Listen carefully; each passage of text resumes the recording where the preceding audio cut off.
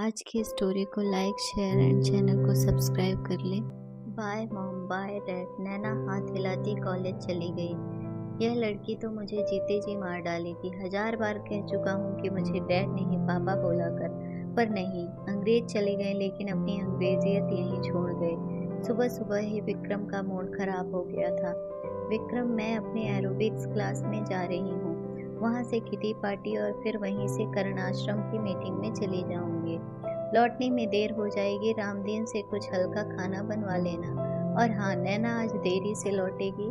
आरती जल्दी जल्दी बात समाप्त कर निकलना चाह रही थी, तभी विक्रम ने सवाल उछाल दिया, क्यों?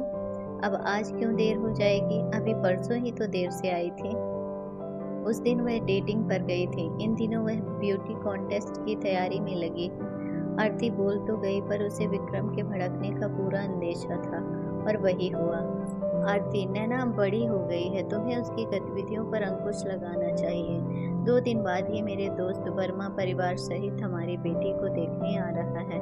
बहुत ही सभ्य और सुसंस्कृत परिवार है। मैं चाहता हूँ कि हमारी नैना का रिश्ता वहाँ हो जाए।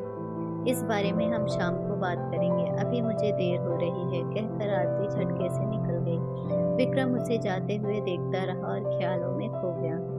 जज विक्रम वर्मा को रिटायर हुए अभी कुछ ही महीने हुए थे, लेकिन इन कुछ महीनों में ही वो बहुत अकेलापन अनुभव करने लगे थे।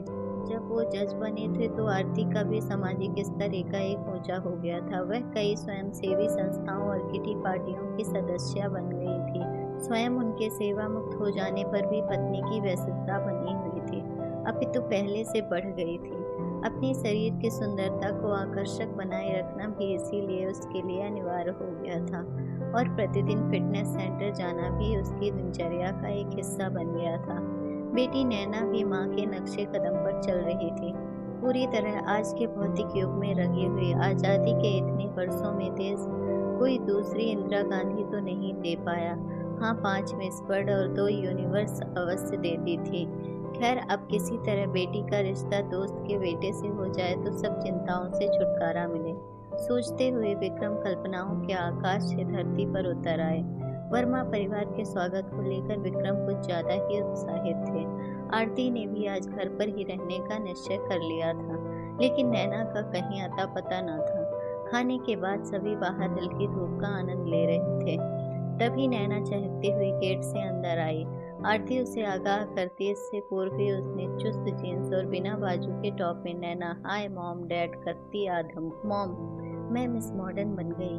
मैंने इतनी मस्त कैटवॉक की कि सारा हॉल सीटियों और तालियों से गूंज उठा। इतना मजा आया मॉम कि बस पूछो ही मत। अब मेरा अगला टारगेट है मिस इंडिया और फिर मिस यूनिवर्स। अदा से बोलते हुए नैना खिलखिला पड़ी। नैना, थोड़ा फ्रेश हो लो। आरती उसे खींचती हुई अंदर ले गई। बोझिल हो उठे वातावरण में वर्मा परिवार ने बिता ली। अगले ही दिन फोन पर विक्रम को आशानुकूल जवाब मिल गया। विक्रम, तुम्हारी बेटी बहुत सुंदर है, लेकिन मेरे घर की बहू बनकर शायद उसकी महत्वाकांक्षाएं पूरी न हो, इसलिए मैं क्षमा चाहता हूँ। विक्रम के लिए यह घटना एक वज्रघात के समान थी। वो गुमसुम रहने लगे, लेकिन आरती और नैना पर इसका कोई असर नहीं हुआ। आरती ने तो स्पष्ट शब्दों में कह भी दिया, अच्छा हुआ मेरी बेटी उस दकियानूस परिवार की बहू बनने से बच गई।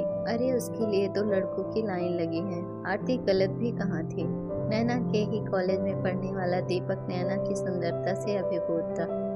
करोड़पति खानदान के इकलौते वारिस का रिश्ता आते ही आरती ने झट से हाँ कर दी। विक्रम ने तो घरेलू मामलों में पूर्णतः चुप्पी साध ली थी। नैना ने जरूर अपने कैरियर का हवाला देकर नानुकुर की, लेकिन आरती के समझाने पर शांत हो गई। नैना की विदाई के साथ ही विक्रम और भी अकेले हो गए। उन्होंने स्वयं को पूरी तरह पुस्तकों में डुबो दिया था। आरती पर इसका कोई असर नहीं पड़ रहा था, और वह पहले से कहीं ज्यादा क्लब व सोसाइटी में व्यस्त हो गई थी। शादी के बाद नैना का समय तो पंख लगाकर उड़ चला। दीपक के संग पार्टी, होटल, फिर लंबे हनीमून में 2 माह कब बीत गए उसे पता ही नहीं चला। दीपक ने जब पिता के साथ पुनः शोरूम पर जाना शुरू कर दिया तो नैना के लिए दिन पहाड़ सा हो उठा। उसने पुनः जिम आदि जाना आरंभ कर दिया और मॉडलिंग एजेंसियों के चक्कर काटने लगी। दीपक के माता पिता को भनक लगी तो उन्होंने बेटे के माध्यम से बहू को समझाना चाहा, लेकिन नैना कुछ भी सुनने समझने को तैयार नहीं थी। जब दीपक ने थोड़ी सख्ती बरतनी चाही तो वो गुस्से में घर छोड़कर आ गई। जब विक्रम ने समझा बुझाकर उसे पुनः ससुराल भेजना चाहा तो आरती बीच में आ गई। उसके अनुसार नैना को अपना कैरियर बनाने का पूरा अधिकार था और दीपक व उसके घर वाले उसके पैरों में बेड़ियां डालने का प्रयास कर रहे थे। विक्रम और दीपक ने समझौते का भरसक प्रयास किया पर आरती ने उनकी एक न चलने दी। नैना की जिंदगी पुनः पुराने ढर्रे पर चल पड़ी। उसे माँ के घर लौटे हुए लगभग 1 महीना हो गया था, लेकिन धीरे धीरे नैना महसूस करने लगी कि उसके पुराने संगी साथी अब उससे कटने लगे हैं। मॉडलिंग के भी उसे अच्छे ऑफर नहीं मिल रहे थे। शायद उसका शादीशुदा होना इसका कारण रहा है। जो भी हो, नैना स्वयं अब सबसे कटने लगी और अपना अधिकाधिक समय घर पर बिताने लगी थी। यही नहीं, इन दिनों उसे दीपक की याद भी बेहद सताने लगी थी। उसके साथ बिताए मधुर लम्हों को याद कर वह अकेले में भी मुस्कुरा देती। वह महसूस करने लगी थी कि अपना घर छोड़कर उसने बहुत बड़ी भूल की है।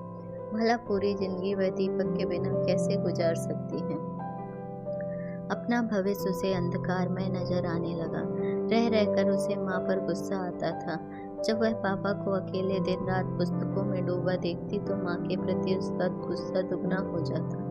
क्या उसके बिना दीपक भी इतना ही अकेला हो गया होगा? रह रहकर उसे यह ख्याल आने लगता, पर लौटने के सारे रास्ते तो उसने खुद ही बंद कर दिए थे। नैना खोई खोई रहने लगी। हर वक्त उसे उदास देखकर एक दिन आरती ने उसे डांट दिया। इस तरह मुंह लटकाए घूमोगी तो बन गया तुम्हारा कैरियर। अगर खुद से कुछ नहीं कर सकती तो कल से मेरे साथ चला करो। नैना भी भरी बैठी थी, फट पड़ी। आपके साथ जाकर मुझे अपनी जिंदगी और तबाह नहीं करनी। मैं अपने हाल में खुश हूँ। पहले आपने पापा की जिंदगी तबाह की, फिर मेरी। आरती इस आक्षेप से तिलमिला उठी और गुस्से में तमतमाती हुए घर से निकल गई।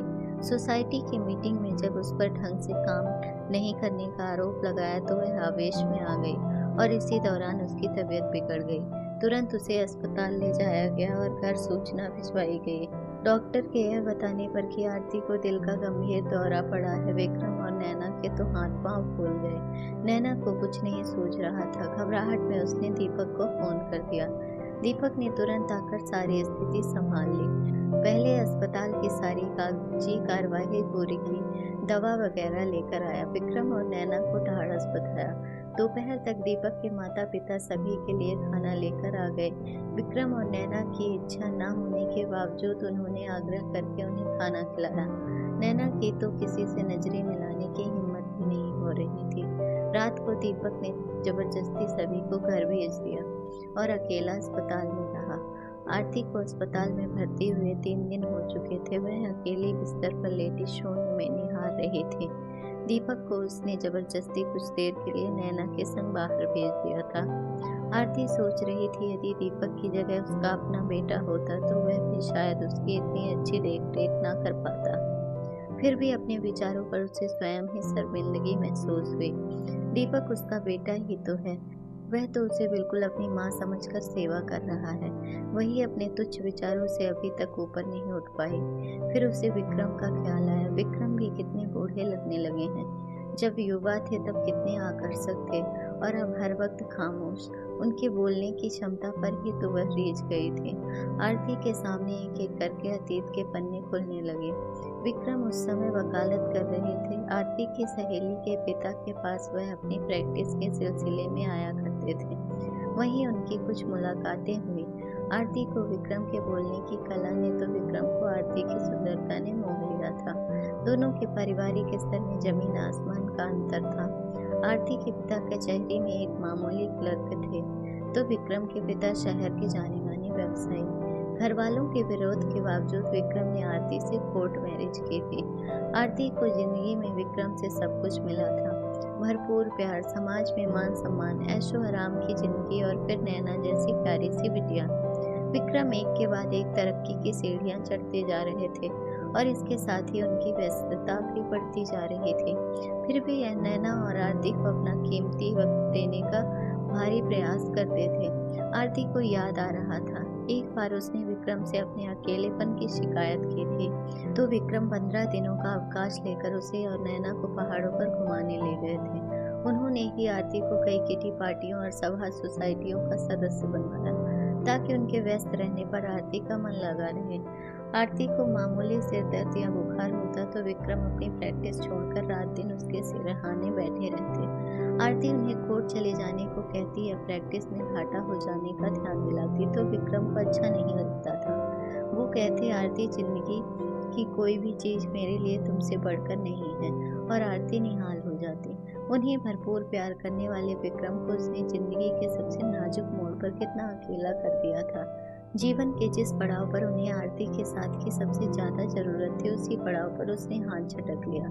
जो स्त्री अपना घर ना संभाल सके उसे भला समाज सेवा का क्या अधिकार है, और नैना उसके साथ भी कहाँ न्याय कर पाई। वह बस फैशन और आधुनिकता के पीछे भागने वाली जीती जागती गुड़िया बनाकर रख दिया उसे।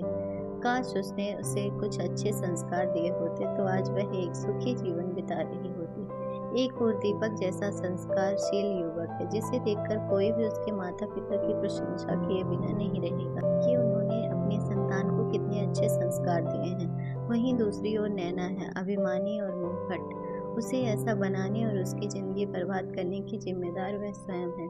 नैना ठीक ही तो कह रही है, ना तो वह अच्छी बीवी बन पाई और ना अच्छी माँ। भगवान ने उसे यह दूसरा जीवन शायद अपनी गलती सुधारने के लिए ही दिया है। एक दृढ़ निश्चय के साथ आरती पलंग पर उठकर बैठ गई। तभी विक्रम ने कमरे में प्रवेश किया। अरे अरे, यह क्या कर रही हो? अभी तुम बहुत कमजोर हो, लाओ मैं तुम्हें सहारा देकर बैठा देता हूँ। कहते हुए विक्रम ने आरती को तकिए के सहारे बैठा दिया। आरती एकटक विक्रम को देखे जा रही थी। ऐसे क्या देख रही हो? विक्रम ने पूछा। कुछ देर में बोली, कुछ नहीं, मुझे छुट्टी कब मिलेगी? आरती ने पूछा। यही तो बताने आया था, कल तुम्हें छुट्टी मिल जाएगी, कल तुम घर चल सकोगी, लेकिन अभी कुछ दिनों तक तुम्हें पूर्ण विश्राम करना होगा। कुछ समय बाद ही तुम घर से बाहर निकल पाओगी, विक्रम ने समझाते हुए कहा। मुझे अब कहीं नहीं जाना विक्रम, इतने वर्षों बाद तो घर लौट रही हूँ, अब कहीं नहीं जाऊंगी। आरती बुदबुदा रही थी। तुम्हारी तबीयत ठीक है ना, तुम लेट ही जाओ। कहते हुए विक्रम ने आरती को फिर से लेटा दिया। घर लौटकर आरती बहुत राहत महसूस कर रही थी। घर भी उसे कुछ नया नया सा और बेहद अपना सा लग रहा था। सच है, जब देखने वाले का दृष्टिकोण बदल जाए तो हर चीज स्वतः ही बदल जाती है। बहुत दिनों बाद सभी डाइनिंग टेबल पर एक साथ बैठकर खाना खा रहे थे। दीपक भी मौजूद था। आजकल रामदीन बहुत अच्छा खाना बनाने लगा है, सूप और सब्जी बहुत टेस्टी बने हैं। आरती ने चुप्पी तोड़ते हुए कहा। यह रामदीन का नहीं, तुम्हारी बिटिया के हाथों का कमाल है, विक्रम ने और सब्जी परोसते हुए कहा। क्या सचमुच नैना, तुमने कब खाना बनाना सीखा? आरती को अब भी विश्वास नहीं हो रहा था। मम्मा, वो अब मैंने घर पर रहना शुरू कर दिया था तो मन लगाने के लिए किचन में हाथ आजमा लिया करती थी, नैना ने सकुचाते हुए बताया।